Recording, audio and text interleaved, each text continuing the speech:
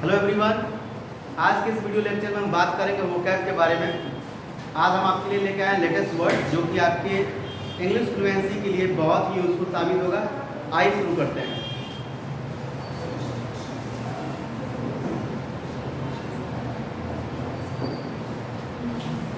हमारा पहला वर्ड है कैलो, CALLOW। कैलो का अर्थ होता है कच्चा, जिसे आप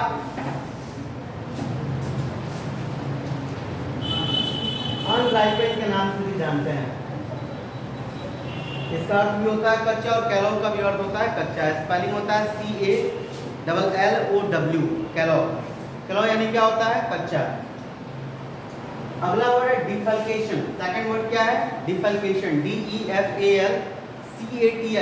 डिफल्केशन का अर्थ होता है गबन। गबन यानी क्या है? लूटना, कहीं किसी व्यक्ति को फ्रॉड करना। यानी किसी सेक्टर में आप काम कर रहे हो या कहीं इंगेज्ड हो और वहाँ पे आप लंबे अमाउंट को जो है लूट लेते हो और किसी को पता भी नहीं चले, ऐसे सिचुएशन को डिफल्केशन कहा जाता है, गबन, DEFALCATION। नेक्स्ट वर्ड है ट्रेड्यूस, TRADUCE, ट्रेड्यूस। ट्रेड्यूस का अर्थ होता है निंदा करना। स्पेलिंग क्या है? ट्रेड्यूस, TRADUCE। ट्रेड्यूस के अर्थ जगह पे हम डिफेम यूज करते हैं, निंदा करना। ट्रेड्यूस, ट्रेड्यूस का अर्थ क्या होता है? निंदा करना या डिफेम करना। अगला वर्ड है रेडोलेंट। रेडोलेंट यानी क्या होता है? सुगंधित, REDOLENT, रेडोलेंट। रेडोलेंट यानी क्या होता है? सुगंधित। नेक्स्ट वर्ड है डिसीडेंट। डिसीडेंट का अर्थ होता है असहमत। जब कोई व्यक्ति किसी की बातों से सहमत नहीं होता है तो उसे डिसीडेंट कहा जाता है। अगर आप कोई कार्य कर रहे हैं और आपके कार्य को आपके पेरेंट्स जो है उससे अग्री नहीं है तो उसे डिसीडेंट कहा जाएगा। DISSIDENT होता है, डिसीडेंट यानी होता है असहमत। नेक्स्ट वर्ड है लेथल। Lethal, LETHAL। लेथल का अर्थ होता है घातक, यानी जो बहुत ज़्यादा जानलेवा हो, हार्मफुल हो, उसे कहा जाता है लेथल। लेथल यानी क्या होता है? घातक।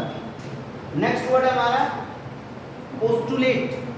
पोस्टुलेट यानी होता है मान लेना, यानी एज्यूम कर लेना।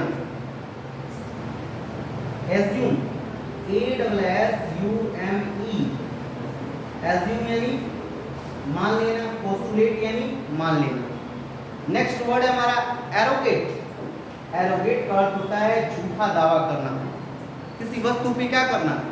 आपका अधिकार ना हो, फिर भी आप उस पर क्या कर रहे हैं? अपना पोजीशन दिखा रहे हैं कि मुझसे ताल्लुक रखता है या मेरे से रिलेटेड है। ऐसे सिचुएशन में हम कहते हैं एरोगेट, यानी किसी दूसरी की संपत्ति पे अपना अधिकार दिखाने को कहा जाएगा एरोगेट, झूठा दावा करना।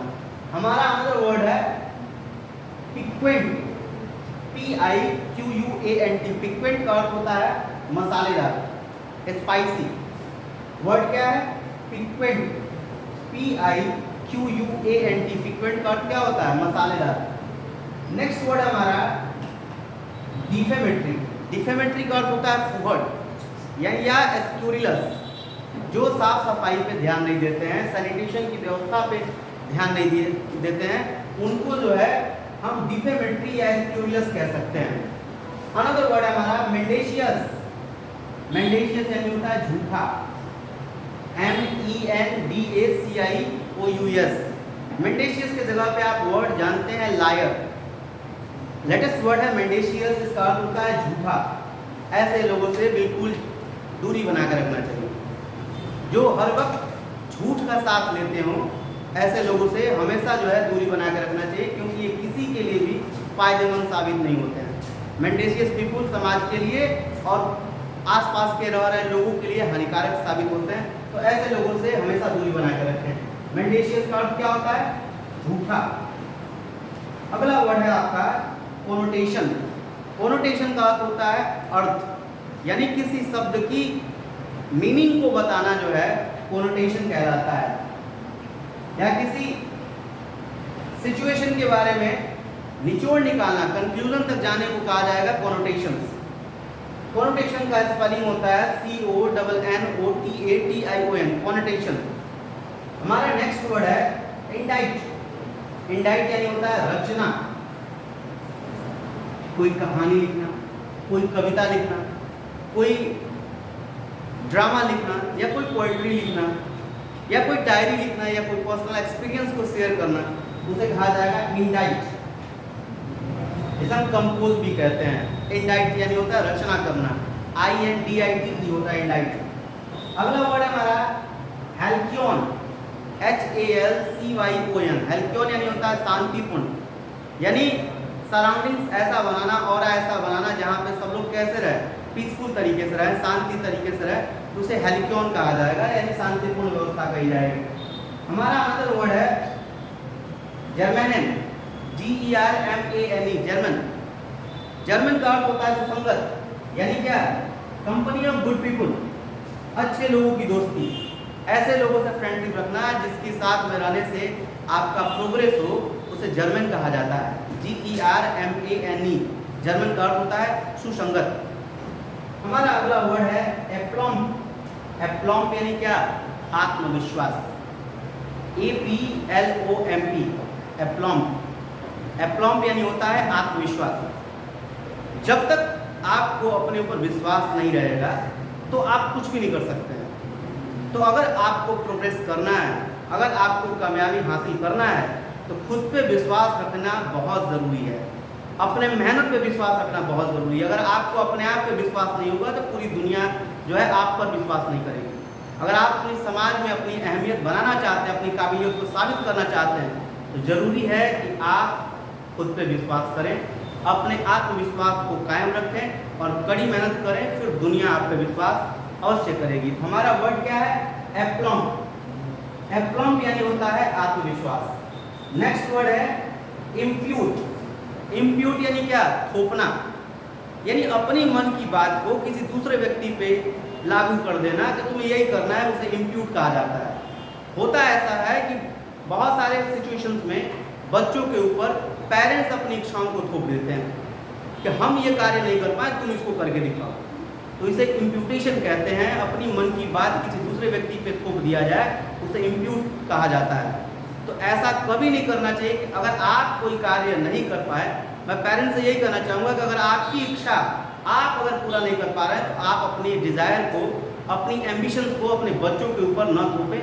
आप उनकी विल पावर के हिसाब से, उनके इच्छा अनुसार जो है उन्हें कार्य करने दें, और उनके गोल को डिसाइड करने की जिम्मेदारी जो है उनकी है। आप उनके साथ कोऑपरेट करें ताकि वो आगे बेहतर तरीके से बढ़ सकें। वर्ड क्या है, इम्प्यूट यानी थोपना। नेक्स्ट वर्ड है कोग्नोमेन। कोग्नोमेन यानी होता है उपनाम, यानी कि निकनेम।